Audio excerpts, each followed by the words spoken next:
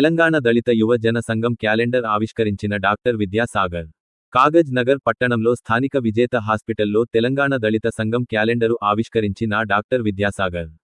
ఈ కార్యక్రమంలో దళిత యువజన సంఘం వ్యవస్థాపక అధ్యక్షులు ఈర్ల సునీల్, కార్యదర్శి కుంటాల నారాయణ మరియు జంగంపల్లి లక్ష్మయ్య, నాతరి సురేందర్, జాడి మోతిరాం, మామిడాల మధునయ్య, చిప్పకుర్తి దేవిదాస్, గొల్లపల్లి రవి, గోగార్ల రమేష్, ఐల్లా శంకర్, అంతడుపుల రాజ్ కుమార్, షార్ట్ ఫిల్మ్ మిట్టపల్లి సుదర్శన్లు పాల్గొన్నారు.